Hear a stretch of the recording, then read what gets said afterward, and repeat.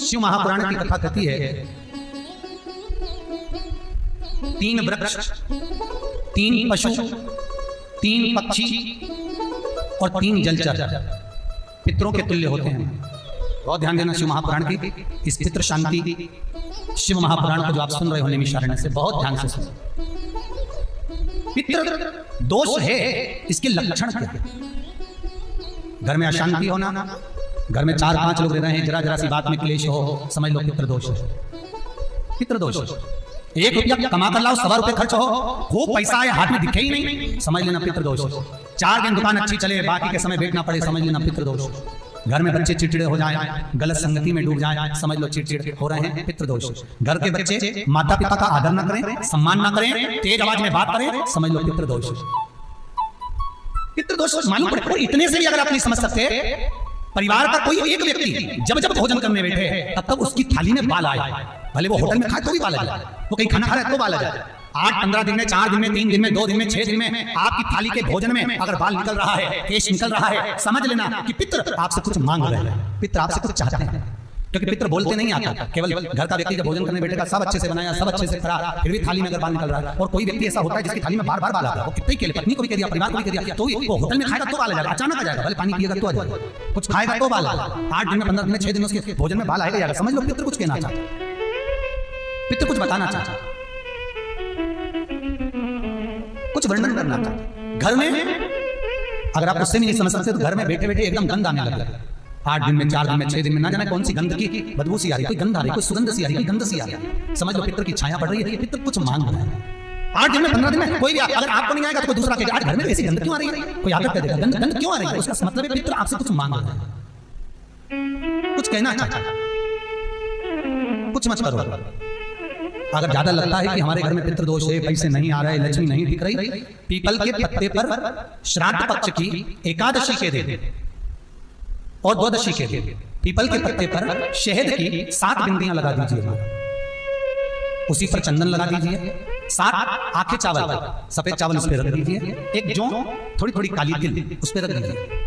अपने पूर्वजों का नाम लेकर, पितरों का स्मरण कर गोत्र बोलकर, नाम बोलकर बहते हुए पानी में उस पत्ते को छोड़ दीजिए। ये केवल श्राद्ध पक्ष में होगा, एकादशी तिथि के लिए बहते पानी में छोड़ दीजिए। जिंदगी में कभी संपदा की कमी नहीं आएगी, पितर आशीर्वाद देकर जरूर जाएंगे, ये पक्का है। शिव महापुराण कहते हैं अगर ज्यादा रोग है, बीमारी है, तो श्राद्ध पक्ष की 9वीं तिथि के समय पर केवल बड़ के पत्ते के ऊपर, बड़ का जो पत्ता होता है, बड़ वृक्ष का पत्ता, उस पर काली तिल और जौ 21 बार उतार कर, जो व्यक्ति बहुत बीमार पड़ा रहता हो, कोई ना कोई बीमारी इसको घेरी रहती हो, तो बड़ के पत्ते पर काली तिल और जौ, काली तिल और जौ रखकर पितरों का स्मरण कर 9वीं तिथि के दिन 21 बार उतार कर बहते पानी में डाल दो या पीपल के पेड़ के नीचे रख दो, बीमारी समाप्त हो जाएगी, रोग नहीं घेर सकता।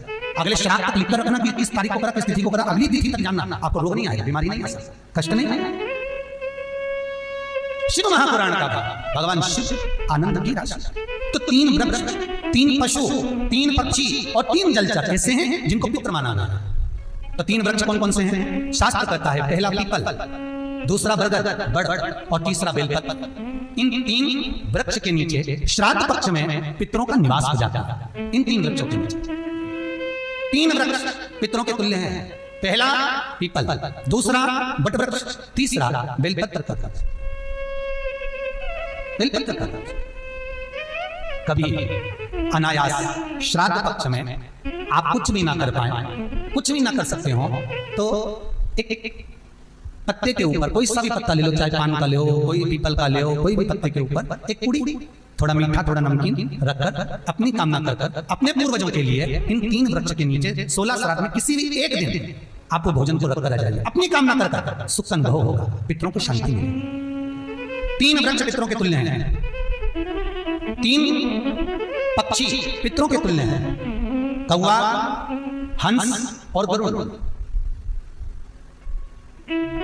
एक कौवा और एक स्वान, कुत्ता, ये 2 ऐसे होते हैं जिनको 20 मिनट पहले, आधे घंटे पहले, 1 दिन पहले, 24 घंटे पहले, 48 घंटे पहले क्या होने वाला होता है, कौवे को और स्वान को भान हो जाता है।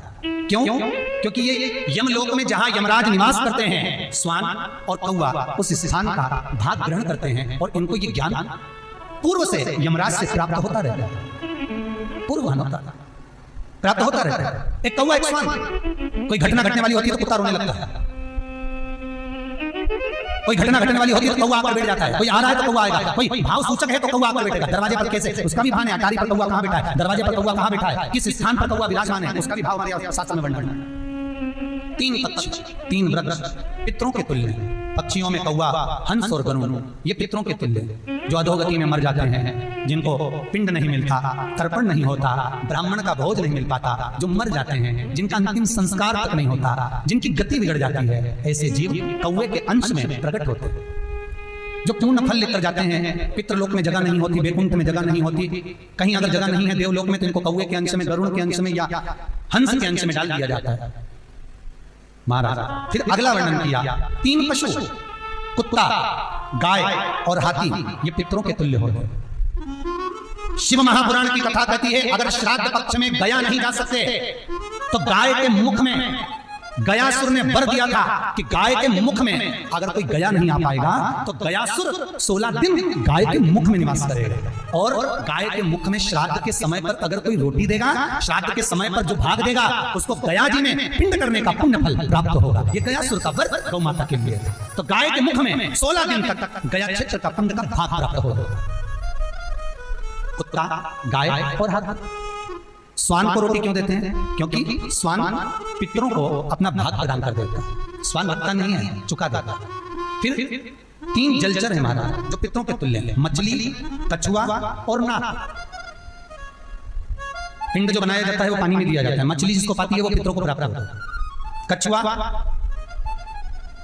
श्रावण के इस 16 श्राद्ध के अंतर्गत कछुआ यदि आपके दिए हुए भाग को पा लेता है तो वो जीव उसी समय पर तर जाता है। और महाराज नाग वो